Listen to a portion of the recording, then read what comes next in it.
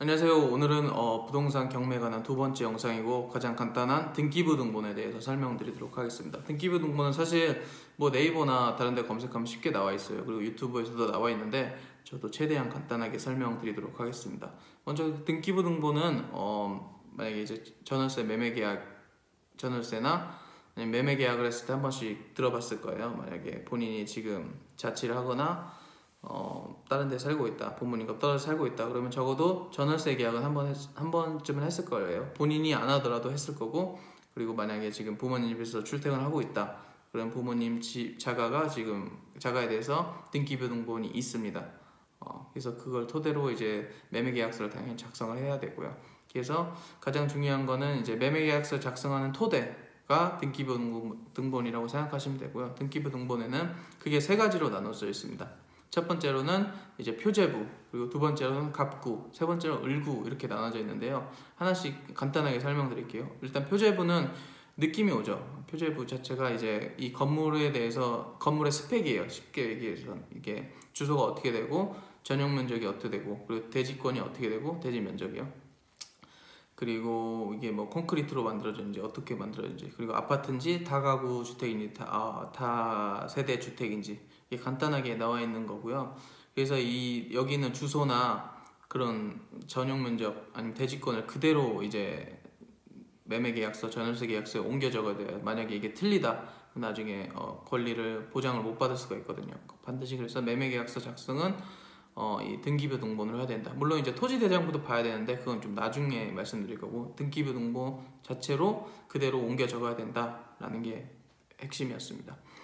그리고 두 번째는 이제 갑구인데, 갑구는 이제 소유권에 관한 현황이 나와 있어요. 그래서 어떤 사람이 언제 주택을 취득해서 소유권을 획득했는지, 그 다음에 소유권 말고도 이제 소유권을 뺏길 수가 있잖아요. 말 그대로 이게 경매가 들어갔거나 아니면 이게 돈을 안 갚아서 이게 압류가 잡혔다, 그런 관련된 소유권에 관련된 내용이죠. 그래서 압류나 뭐 가등기, 가처분 뭐 이런 것도 다 지금 갑구에 잡히는 거거든요. 그래서 소유권에 관련된, 그래서 만약 공동 소유자면 공동 소유자 이름 그리고 지분까지 나와 있거든요. 반반씩 지분을 했다던가 이런 식으로 나와 있고, 세 번째로는 이제 을구인데, 을구는 이제 소유권 외의 현황들이죠. 그래서 가장 쉽게 보는 게 우리가 이제 근저당이라고 해서 말 그대로 대출 관련된 날짜, 대출 금액을 얼마 받았고 언제 그거 받았는지 나와야 되는 거예요. 그래서 만약 이 주택에 내가 주택을 처음 취득을 했는데 여기에 만약에 대출 없이 샀어요. 그러면 을구가 없을 수도 있죠. 갑구만 있을 수도 있죠. 갑구에 내 이름만 있을 수도 있으니까 을구가 반드시 있어야 되는 건 아닌데, 보통 이제 부동산은 금액이 크기 때문에 같이 움직입니다. 을구가 보통 있죠. 그래서 이번 핵심은 이렇게 간단한 거는 사실 네이버에 검색되는 내용이라 사실 여기에 대해서 말씀드린 게 아니고, 부동산 경매할 때는 이제 권리 분석이라고 해서, 사실 권리 분석은 나중에 홈페이지 사이트, 유료 사이트에서 다 하기 때문에 직접 알아야 되는 건 당연하지만 나중에 유료 사이트를 이용하는 게 훨씬 편합니다. 그래서 권리 분석은 사실 30%, 그리고 나머지 이제 이제 현장 조사죠. 현장 조사를 70%를 하는 이유가, 이런 기본적인 것만 알고 이제 경매 사이트를 이용해서 임장만 사실 가면 돼요. 임장 가서 이제 실제로 어떻게 돼 있고, 인근 부동산 가서 이제 다시 시세 파악하고 이런 게 전부기 때문에, 사실 권리 분석 때문에 사람들이 처음에 부동산 경매를 꺼려하는데, 사실 권리 분석은 기본만 알면 그렇게 어려운 부분이 아닙니다.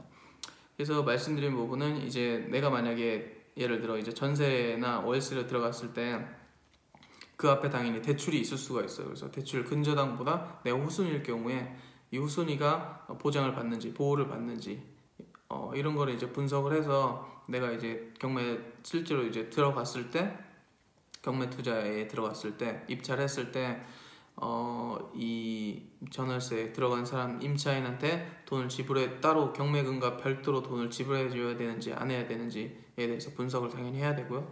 역으로 나중에 내가 전월세를 취득했을 때는 그 앞에 근저당 금액이랑 이게 실제로 이게 시세가 얼마인지, KB 시세가 얼마인지 파악을 해서, 이게 지금 들어가도 내가 나중에 전세금이나 아니면 월세 그 보증금을 떼일 염려가 없다라는 걸 파악하고 들어가야 되는 거죠. 그렇기 때문에 투자나 아니면 본인 방어용, 권리 방어용으로 공부를 하는 게 반드시 중요합니다.